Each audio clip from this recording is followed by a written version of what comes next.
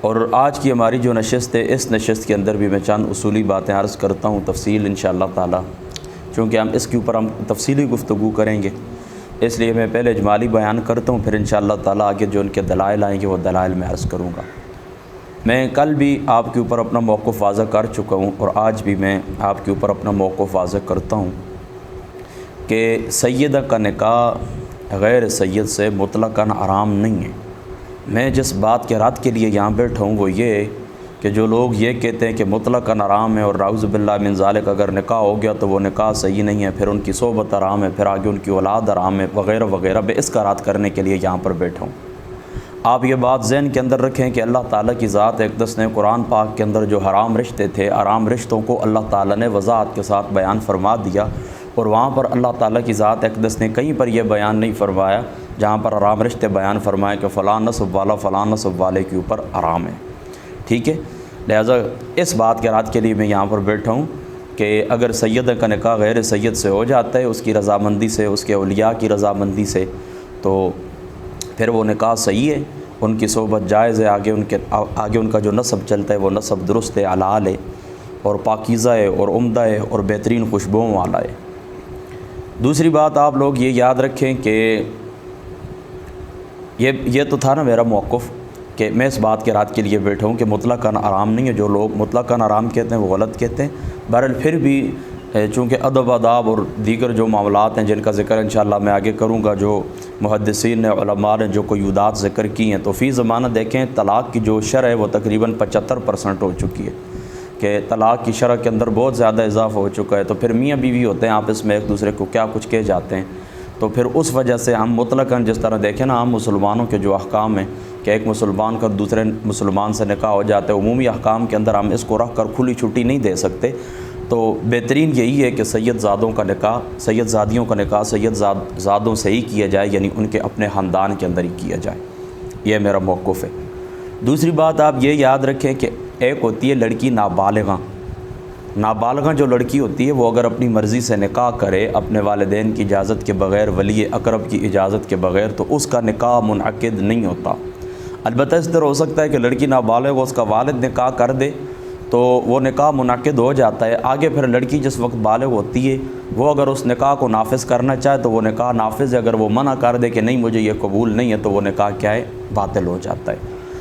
لیکن جو لڑکی ہوتی ہے عاقلہ بالغہ نہیں ہوتی بلکہ کیا ہوتی ہے، نابالغہ ہوتی ہے، تو وہ اپنی مرضی سے اپنا نکاح نہیں کر سکتی۔ اب جو لڑکی بالغہ ہیں، عاقلہ ہیں، بالغہ ہیں، اپنی مرضی کی مالکہ ہیں، وہ اگر اس طرح کرتی ہے کہ اپنا نکاح خود کر لیتی ہے اور غیر کف کے اندر کرتی ہے، تو اس کے اندر فقہاء کے دو طبقے ہیں۔ متاخرین جو ہیں وہ کہتے ہیں کہ نکاح ہو جاتا ہے لیکن تنسیخ کا حق باقی رہتا ہے، یعنی جو اس کے اولیاء ہوتے ہیں، ولی اقرب ہوتے ہیں، ان کا یہ حق بنتا ہے کہ وہ اس نکاح کو فسخ کروا سکتے ہیں عدالت کے ذریعے، قاضی کے ذریعے۔ اور جو متقدمین علماء ہیں ان کا نظریہ یہ ہے کہ نہیں، یہ نکاح منعقد ہی نہیں ہوتا۔ یہ دوسری اصولی بات ہے، یہ بات بھی آپ نے یاد رکھنی ہے۔ تیسری اصولی بات آپ یہ یاد رکھیں کہ یہ جو کف ہوتا ہے یہ شریعت کے اندر اس کی حیثیت استحباب کی ہے، یعنی کوئی اس طرح نہیں ہے کہ کوئی غیر کف کے اندر نکاح کرتا ہے تو نعوذ باللہ اس نے کفر کا ارتکاب کیا یا حرام کا ارتکاب کیا۔ نہیں، کف کی جو شرعی حیثیت ہے وہ ہے استحباب، یعنی مستحب ہے کہ بندہ نکاح کرے، سید ہوں غیر سید ہوں، وہ کف کا خیال رکھیں، اس بات کا خیال رکھیں، اس کی شرعی حیثیت کف کی کیا ہے، مستحب ہونا۔ چوتھی اصولی بات آپ یہ یاد رکھیں کہ کف یہ لڑکی کا حق نہیں ہے بلکہ اس کے ورثاء کا حق ہے۔ دیکھیں نا، لڑکی نے تو اپنی مرضی سے شادی کر لی ہے، تو اگر اس کا یہ حق تھا تو پھر تو بات ہی ختم ہو گئی۔ لیکن اب جو ورثاء ہیں نا، ورثاء وہ آر سمجھتے ہیں کہ ہاں نیچ قوم کا شخص ہو، شرافت میں کم ہو، نسب میں کم ہو، ہماری لڑکی اس کے گھر کے اندر جائے، یہ ہم گوارا نہیں کر سکتے۔ تو یہ چوتھی اصولی بات آپ نے یہی بات یاد رکھنی ہے کہ کف لڑکی کا حق نہیں ہے بلکہ اولیاء کا حق ہے۔ اس کے اوپر اس بات کا آپ نے خصوصی طور کے اوپر خیال رکھنا ہے۔ باقی بعض شخص کیا وہی ایک مفتی صاحب ہیں، انہوں نے ایک بات کہی ہے، وہ بات انہوں نے یہ کہی ہے کہ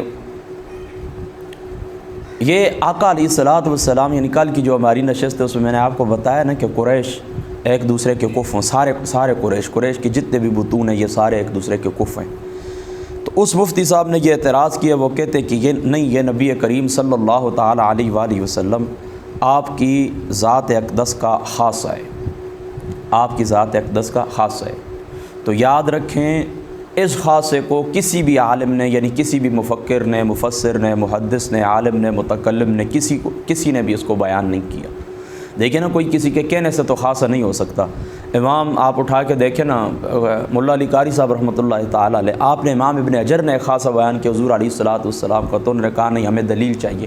اے امام ابن حجر، آپ کے کہنے سے یہ خاصہ نہیں بن جائے گا، یہ بات خاصہ نہیں ہو جائے گی۔ تو اگر دیکھیں نا، آج کل کا کوئی 15ویں صدی کا کوئی مفتی یہ کہے کہ یہ حضور کا خاصہ ہے، تو دلیل دیں، کس محدث نے لکھا ہے، کس مفسر نے لکھا ہے، کس عالم نے لکھا ہے کہ یہ حضور علیہ الصلوۃ والسلام کا خاصہ ہے۔ حضور محمد مصطفیٰ صلی اللہ تعالیٰ علیہ وآلہ وسلم آپ کی ذات مقدسہ کے جو خواص ہیں، ان خواص کو حضور علیہ الصلوۃ والسلام کی امت کے اولیاء اللہ نے، یعنی علماء نے بیان کر دیے۔ اور یہ جو حضرت عثمان غنی رضی اللہ تعالیٰ عنہ آپ کو حضور علیہ الصلوۃ والسلام نے اپنی بیٹیاں دی، یہ حضور کا خاصہ نہیں ہے، یہ بات آپ نے یاد رکھیں۔ اس سے علماء نے استدلال کی ہے۔ امام ابن حمام رحمۃ اللہ تعالیٰ علیہ، آپ نے امام محمد کے اوپر رد کیا ہے، امام شافعی صاحب کے اوپر رد کیا ہے۔ امام محمد رحمۃ اللہ تعالیٰ علیہ، آپ کا پتہ ہے نظریہ کیا ہے؟ امام محمد رحمۃ اللہ تعالیٰ علیہ آپ بھی کفر کا اعتبار کرتے ہیں، کفر کا اعتبار آپ بھی کرتے ہیں۔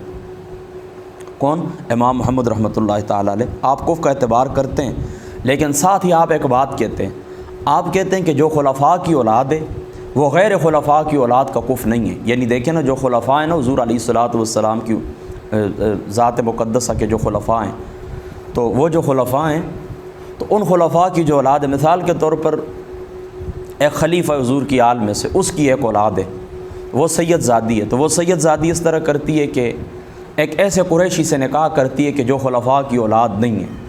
تو امام محمد رحمۃ اللہ تعالیٰ علیہ آپ سے ایک روایت اس طرح ہے کہ آپ فرماتے ہیں کہ یہ جو نکاح ہے، اس نکاح کو اولیاء، ولی اقرب، اس لڑکی کے جو ولی اقرب ہے، وہ فسخ کرنے کا دعویٰ کر سکتے ہیں، اس کو ختم کر سکتے ہیں۔ تو اس سے بعض لوگوں نے، موجودہ دور کے علماء نے یہ اشارہ لیا ہے کہ خلفاء کی جو اولاد ہے وہ غیر خلفاء کی جو اولاد ہے اس کا کفر نہیں ہے، اس کا کفر نہیں ہے۔ یہ حضرت امام محمد کا قول ہے۔ امام ابن حمام رحمۃ اللہ تعالیٰ علیہ، آپ نے فتح القدیر کے اندر ایک جواب اس کا یہ دیا ہے کہ امام محمد رحمۃ اللہ تعالیٰ علیہ آپ کے قول کی توجیہ آپ نے بیان کی ہے۔ کیا بیان کی ہے؟ فرماتے ہیں ان کے قول کی توجیہ یہ ہے کہ یہ ایک دوسرے کے کفر تو ہیں، یہ ایک دوسرے کے کفر تو ہیں، لیکن ولی اقرب کی اجازت کے بغیر اگر ان کا آپس میں نکاح کر دیا جائے تو ولی اقرب کو یہ حق حاصل ہے کہ وہ اس نکاح کو فسخ کر دے۔ اور دیکھیں یہ قول درست بھی ہے، یہ توجیہ درست بھی ہے، یہ بات آپ نے یاد رکھنی ہے۔ اور دوسری بات آپ نے یاد رکھنی ہے کہ یہ اگر مطلب سید یا اس طرح جو نسب ہے یہ نہ بھی ہونا، عام آدمی بھی اگر اس طرح کرے کہ وہ کوئی لڑکی اس طرح کہ غیر کفر کے اندر نکاح کرتی ہے تو سید نہ ہو بلکہ غیر سید ہوں، ان کو بھی یہ حق حاصل ہے کہ وہ اس نکاح کو فسخ کرنے کا دعویٰ کر سکتے ہیں۔ بہرحال امام محمد رحمۃ اللہ تعالیٰ علیہ آپ کا یہ قول موجود ہے، جس سے بعض علماء نے یہ اشارہ سمجھا ہے کہ وہ کہتے ہیں کہ غیر خلفاء کی اولاد کفر نہیں ہو سکتی خلفاء کی اولاد کے۔ تو ایسے عطا محمد بندیالوی صاحب رحمۃ اللہ تعالیٰ علیہ آپ نے یہ بات بھی لکھی ہے، آپ نے یہ بات بھی لکھی ہے کہ پھر خلفاء کی اگر اولاد ہیں تو پھر یہ تو ایک دوسرے کو کفر ہو سکتے ہیں، یعنی حضرت ابوبکر صدیق کی اولاد ہے، حضرت عمر فاروق رضی اللہ تعالیٰ عنہ آپ کی اولاد ہے، حضرت عثمان غنی کی اولاد ہے، تو باقی جو سید زادیاں پھر یہ ان کے کفر ہو سکتے ہیں۔ اور دوسری بات پھر آپ نے یہ بھی یاد رکھنی ہے کہ یہ امام محمد رحمۃ اللہ تعالیٰ علیہ آپ سے مروی ایک روایت ہے، آپ سے مروی کیا ہے؟ ایک روایت ہے۔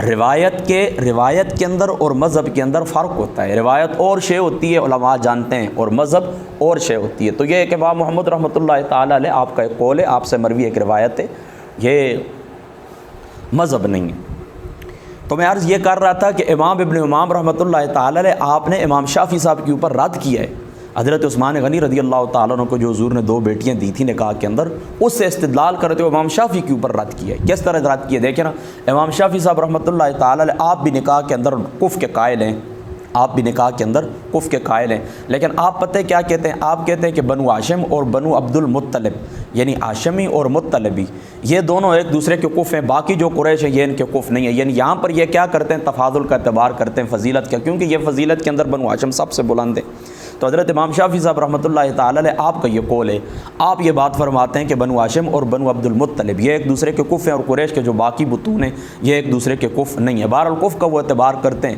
تو امام ابن حمام رحمۃ اللہ تعالی علیہ آپ نے حضرت عثمان غنی رضی اللہ تعالیٰ عنہ، حضرت ابو العاص رضی اللہ تعالیٰ عنہ، اسی طریقے سے باقی کل جو میں نے آپ کو بتایا تھا کہ حضرت امام حسن رضی اللہ تعالیٰ عنہ علیہ السلام آپ کی جو دو صاحبزادی ہیں ان کا جن سے نکاح ہوا ہے، یہ ساری باتوں سے امام ابن حمام رد کرتے ہیں امام شافعی کے اوپر کہ دیکھیں یہ کون ہیں، یہ تو قریش، ان کا تعلق تو بنو ہاشم سے نہیں، بنو عبد المطلب سے نہیں، بلکہ کہیں پر بنو عدی سے، کہیں پر بنو امیہ سے۔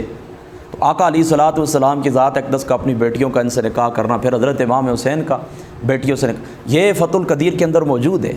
تو آپ نے یہاں سے استدلال کرتے ہوئے حضرت عثمان غنی کی شادی سے استدلال کرتے ہوئے امام شافعی صاحب کے اوپر رد کی ہے کہ آپ کی یہ بات درست نہیں ہے، سارے قریش ایک دوسرے کے کف ہیں، ورنہ حضور علیہ الصلوۃ والسلام کی ذات مقدسہ نے کیا اپنی جو صاحبزادیت تھی ان کا نکاح غیر کف کے اندر کیا ہے؟ اس بات کو آپ سمجھ گئے نا؟ تو یہ حضور علیہ الصلوۃ والسلام کی ذات اقدس کا خاصہ نہیں ہے، ورنہ علماء اس کو حضور کی ذات اقدس کا خاصہ دیتے اور اس سے استدلال نہ کرتے۔ فتح القدیر کے اندر امام ابن حمام کا اس بات کے اوپر استدلال کرنا اس بات کی دلیل ہے کہ یہ آقا علیہ الصلوۃ والسلام کی ذات اقدس کا خاصہ نہیں ہے۔ اللہ اکبر۔ ایک بات اور بھی یہاں پر میں عرض کر دوں کہ تنویر الابصار کے اندر یہ جو عبارت ہے جسے آج کل کے لوگ بہت زیادہ پیش کرتے ہیں اپنے استدلال کے اندر، وہ کیا ہے؟ العجمی لا یکون کفءا للعربیت ولو کان عالما۔ یہ کہتے ہیں کہ اجمی یہ کبھی بھی عربی کا کف نہیں ہو سکتا اگرچہ عالم ہو۔ یہ جملہ کہاں سے میں نے آپ کو سنایا؟ یہ تنویر الابصار سے۔ یہ تنویر الابصار متن ہے اور در مختار اس کی شرح ہے، پھر در مختار کے اوپر حاشیہ ہے رد المختار، جس کو آپ فتاوی شامی کہتے ہیں، امام ابن عابدین شامی رحمۃ اللہ تعالی علیہ۔ تو یہ عبارت ہے کس کی؟ یہ تنویر الابصار کی۔ اب لیکن یہاں پر آپ نے یہ بات یاد رکھنی ہے، استدلال بالمردود اس کی دو قسمیں ہوتی ہیں۔ استدلال بالمردود اس کی کتنی قسمیں ہوتی ہیں؟ اس کی دو قسمیں ہوتی ہیں۔ ایک قسم ہوتی ہے استدلال بالمردود کی۔ استدلال بالمردود کی ایک قسم یہ ہوتی ہے کہ ایک عالم نے ایک قول پیش کیا ہے، کسی فقیہ کا ایک قول ہے، تو اس کے جو زمانے کے علماء ہیں یا بعد کے علماء ہیں اس کا رد کریں۔ تو اب کوئی شخص اس طرح کرے کہ اس مردود قول سے رد پکڑے، اس مردود قول سے استدلال کرے جس کو علماء نے رد کر دیے، یہ پہلی قسم ہے استدلال بالمردود کی۔ اور دوسری قسم ہے استدلال بالمردود کی کہ وہ جو قول اس شخص نے پیش کیا وہ خود اس کا رد کرے اور تیسرا بندہ کیا کرے؟ استدلال پکڑے۔ تو اب جو لوگ اس قول سے استدلال پکڑتے ہیں، یعنی تنویر الابصار کی اس عبارت سے استدلال پکڑتے ہیں، اس کا امام شامی صاحب رحمۃ اللہ تعالی علیہ اور دیگر فقہاء نے بڑا سخت رد کیا ہے، اور وہی دلائل ذکر کیے ہیں جو میں پیچھے ذکر کر کے آ چکا ہوں۔ امام شامی صاحب رحمۃ اللہ تعالی علیہ آپ نے جس طرح در مختار کے اوپر حاشیہ چڑھایا، بالکل اسی طرح بحر الرائق کے اندر بھی آپ نے اس کا حاشیہ چڑھایا، بحر الرائق کے اوپر بھی جو کنز الدقائق کی شرح ہے، تو وہاں پر بھی انہوں نے ذکر کیا کہ یہ قول تنویر الابصار کا ہے، تنویر الابصار سے میں نے لیا اور اس کا رد کیا۔ تو اس کا علماء نے سخت رد کیا، یہ بات بھی آپ ذہن کے اندر رکھیں، چونکہ آگے جس وقت میں فتح القدیر کھول کے انشاءاللہ تعالیٰ آپ کے سامنے پڑھوں گا تو وہاں پر میں تفصیلی عرض کروں گا، تو یہ بات آپ کے ذہن کے اندر اصولی طور پر ہونا چاہیے کہ تنویر الابصار کی اس عبارت کا علماء نے بڑا سخت رد کیا ہے۔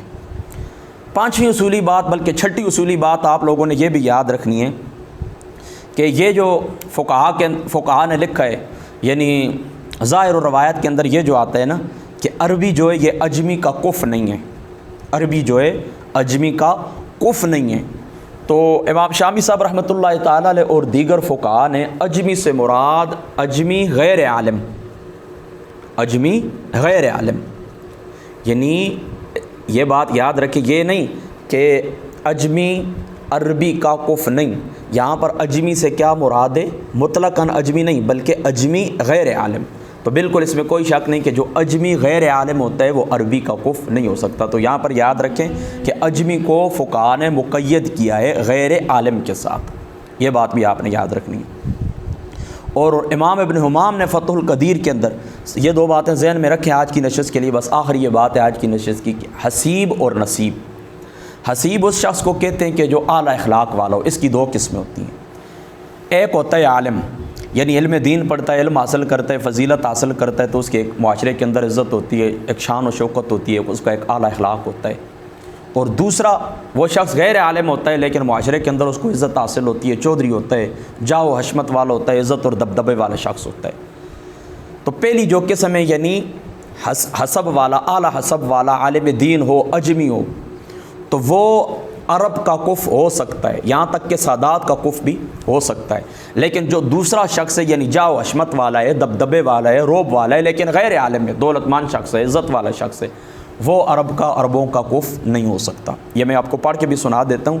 یہ دیکھیں، اباب ابن حمام لکھتے ہیں کہ الحسیب یکون کفءا للنسیب فالعالم العجمی کفءا للجاہل العربی والعلویت، کہ یہ جو عالم دین ہوتا ہے اجمی ہوتا ہے، یہ کف ہوتا ہے جاہل عربی کا بھی یہاں تک کہ سادات کا بھی، والعلویت یہاں تک کہ سادات کا بھی، لأن شرف العلم فوق شرف النسب، اس لیے کہ جو علم کا شرف ہوتا ہے یہ شرف نسب سے بڑا ہے، یعنی شرف نسب سے بلند تر جو چیز ہے وہ کیا ہے؟ شرف علم۔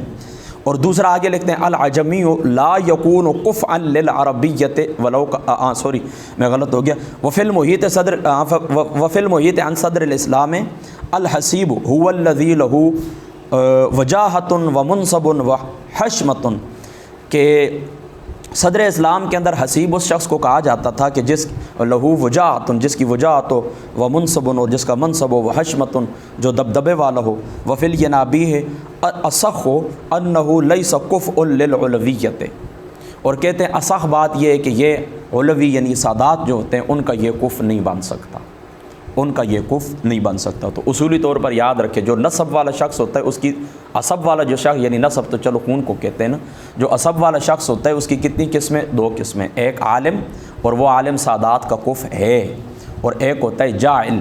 جاہل ہوتا ہے، عالم نہیں ہوتا، لیکن کیا ہوتا ہے؟ دبدبے والا شخص ہوتا ہے، وہ سادات کا کفء نہیں بن سکتا۔ یہ تقریباً 7 اصولی باتیں آج کی نشست کے اندر آپ کو میں نے بیان کر دی ہیں۔ باقی یہ بات یاد رکھیں کہ نبی پاک صلی اللہ تعالیٰ علیہ وآلہ وسلم آپ کی آل کے اندر جو خون ہے، آپ کی رگوں کے اندر، آل کی رگوں کے اندر جو خون ہے، ظاہری سی بات ہے کہ یہ خون مصطفیٰ ہے۔ تو اس لیے اگر خون سادات کی بات ہو، خون حسین کی بات ہو، خون حسن کی بات ہو، خون فاطمۃ الزہرا کی بات ہو، تو یاد رکھیں کہ اس مقام کے اوپر انبیاء علیہ الصلاۃ والسلام بھی ان لوگوں کی برابری کا دعویٰ نہیں کر سکتے۔ لیکن بات ہو مقام کی تو مقام الگ الگ ہے۔ افضل البشر بالتحقیق بعد الانبیاء حضرت سیدنا ابو بکر صدیق رضی اللہ تعالیٰ عنہ۔ مقام کی بات ہو تو حضرت صدیق اکبر کے برابر کوئی نہیں، خون کی بات ہو تو حضرت امام حسین کے برابر، امام حسن کے برابر، سادات کے برابر کوئی بھی نہیں ہے۔ بہرحال یہ بات ہو سکتا ہے کسی کو چبھے، وہ یہ کہے کہ کس طرح آپ کہتے ہیں کہ انبیاء علیہ السلام بھی اس مقام کے اوپر برابری کا دعویٰ نہیں کر سکتے؟ تو ظاہری سی بات ہے کہ ان کی رگوں کے اندر جو خون ہے، کس کا خون ہے؟ یہ حضور نبی پاک صلی اللہ تعالیٰ علیہ وآلہ وسلم کی ذات اقدس کا ہے۔ تو حضور علیہ الصلاۃ والسلام کے خون مبارک سے کس طرح کوئی برابری کا دعویٰ کر سکتا ہے؟ کیونکہ آپ افضل الانبیاء، نبی الانبیاء، تمام انبیاء بھی، انبیاء کی امتیں بھی حضور علیہ الصلاۃ والسلام کی امت کے اندر داخل ہے، تو کس طرح کوئی آپ کی ذات مقدسہ سے برابری کا دعویٰ کر سکتا ہے؟ لیکن یہ ایک جزئی فضیلت ہے، اور جو جزئی فضیلت ہوتی ہے نا وہ کلی فضیلت کو عائل نہیں ہوتی۔ یہ تقریباً 7 اصولی باتیں آج کی نشست کے اندر یہ یاد رکھیں، انشاءاللہ تعالیٰ باقی گفتگو ساتھ ساتھ ہوگی۔ اللہ تعالیٰ عمل کی توفیق عطا فرما۔ واخر دعوانا